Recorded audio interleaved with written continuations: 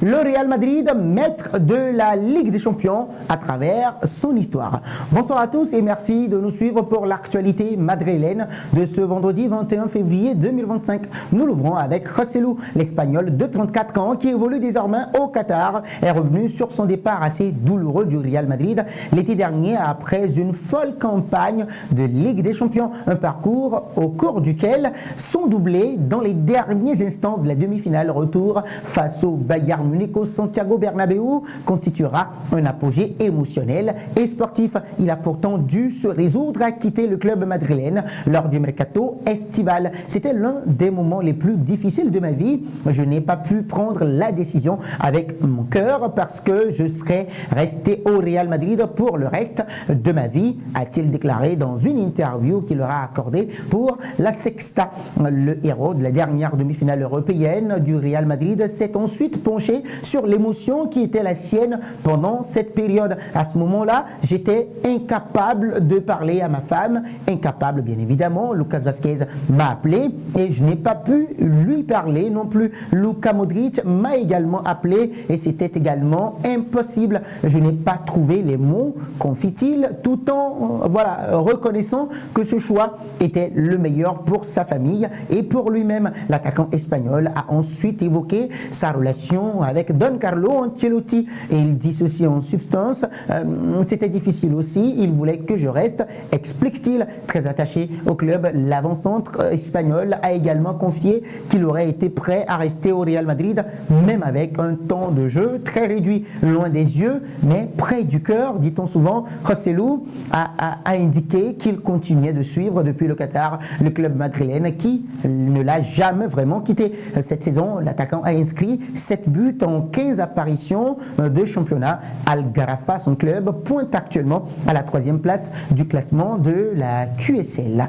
Nous poursuivons avec Dani Ceballos. Le Real Madrid sera bien au rendez-vous des 8e de finale de la Ligue européenne des champions où il affrontera l'Atlético de Madrid. Si le club merengue en est là aujourd'hui, c'est bien évidemment grâce à Kylian Mbappé, auteur d'un triplé retentissant au Santiago Bernabéu pour ce 8e de finale retour, barrage aller, mais aussi à d'autres joueurs aussi qui ont joué un rôle clé contre Manchester City, à l'image de Dani Ceballos, le milieu de terrain qui n'est pas pourtant l'un des titulaires habituels du Real Madrid, a profité des absences et du décalage de Federico Valverde sur le côté droit pour prendre la place ou bien pour prendre place et performer, j'allais dire, dans le milieu de terrain.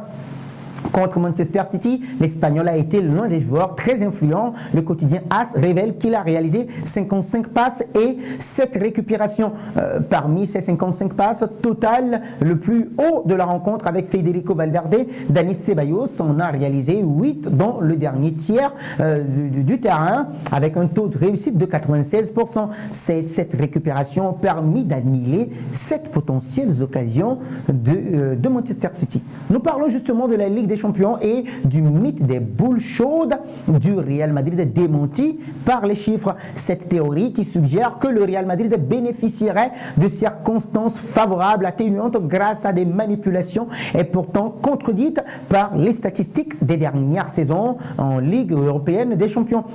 D'après une étude relayée par Relevo, les adversaires du Real Madrid en 8e de finale et en quart justement ont eu un niveau moyen d'élo de 1,891 sur les 10 dernières années. Le classement ELO permet d'évaluer le niveau de chaque équipe en combinant des indicateurs de difficulté des matchs, des adversaires et des tournois, ainsi que des données d'analyse tactique.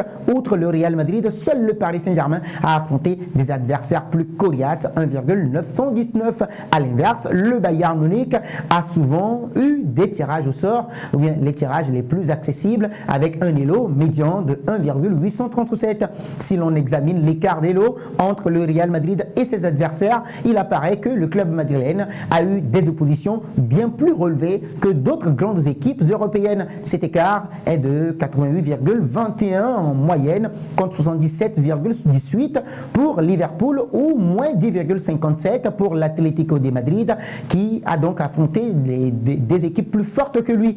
Pour rappel, le club madrilène avait dû affronter le Paris Saint-Germain, Chelsea, Manchester City ou Liverpool lors de sa campagne victorieuse en 2021-2022. L'an passé avec le RB Leipzig, Manchester City, le Bayern Munich et Dortmund, les Merengues n'avaient pas eu un parcours aisé. Tout sont faux. Ces chiffres montrent que les sensations de certains fans ne correspondent pas toujours à la réalité. Des faits, comme le souligne Relevo, les données contredisent l'idée que le Real Madrid sort favorisé des tirages. Un constat renforcé par le parcours actuel du club qui affrontera l'Atlético de Madrid en huitième de finale avant un potentiel quart de finale contre Arsenal ou le PSV Eindhoven. La suite de cette édition avec le huitième de finale du Real Madrid face à l'Atlético de Madrid. Justement, les deux clubs madrilènes vont s'affronter les 4 et 12 mars prochains dans le cadre des huitièmes de finale de la Ligue des Champions. Le Real Madrid recevra la première manche et devra se déplacer au Wanda Metropolitano pour le match retour. Avant le premier acte, le Real Madrid doit recevoir Gérone ce dimanche avant de s'envoler pour le Pays Basque afin d'affronter la Real Sociedad dans le cadre de la demi-finale aller de la Copa del Rey et justement puis d'enchaîner par un long déplacement en Andalousie sur la pelouse du Betis Séville. Cette rencontre prévue pour l'heure, on va dire le 2 mars, devrait d'ailleurs être avancé de 24 heures pour laisser un repos de 3 jours aux Merengues avant le huitième de finale aller de la rencontre. Pour les Colchoneros, les Rojiblancos de Del Cholo, Diego Simeone, le calendrier ne sera pas moins aisé puisque l'équipe de Simeone doit rendre visite à Valence, Liga en Liga, et à Barcelone en Copa del Rey avant de poser ses valises pour recevoir l'Athletic Bilbao. Avec un point d'écart en championnat, nul doute que l'entraîneur argentin et son homologue au Real Madrid, Carlo Ancelotti, ne devrait pas faire tourner en amont du choc en Copa ou bien en Coupe d'Europe. Nous terminons avec l'historique à l'avantage des Merengues en Ligue des Champions par rapport à cette huitième ou bien à ce huitième de finale. Les deux clubs vont se retrouver justement pour la première fois en Ligue des Champions depuis 2017. À cette époque, les deux équipes s'étaient retrouvées en demi-finale et c'était justement les Merengues qui s'était imposé sur un score cumulé de 4-2. L'année précédente, les deux équipes avaient également été face à face, mais cette fois-ci sur un seul match, puisqu'il s'agissait justement d'une finale. Le Real Madrid, entraîné à l'époque par Zinedine Zidane, l'avait emporté aux tirs au but. Rappelez-vous de ce tir de Cristiano Ronaldo, 5-3 après un score d'un but partout. Ce soir-là, Sergio Ramos était buteur côté merengue. En 2014-2015, le Real Madrid avait éliminé l'Atlético en quart de finale dans une double confrontation, là encore très accrochée puisqu'il n'y avait qu'un seul but marqué. Il s'agissait d'un CSC de Lucas Hernandez. Enfin, le premier affrontement entre les deux rivaux au 21e siècle avait eu lieu en 2013-2014. C'était le Real Madrid qui l'avait emporté en prolongation 4-1 après une égalisation mémorable de Sergio Ramos à la 93e minute. Dans toute sa longue histoire en C1, jamais, je dis bien jamais, le Real Madrid n'a connu l'élimination face à son voisin madrilène. En revanche, il a par 2 fois éliminé en demi-finale de Ligue des Champions les Colchoneros en 2013, 2014 et 2015, 2016. Et donc, autre statistique impressionnante, les deux équipes ne se sont jamais rencontrées dans un huitième de finale de Ligue des Champions en 5 confrontations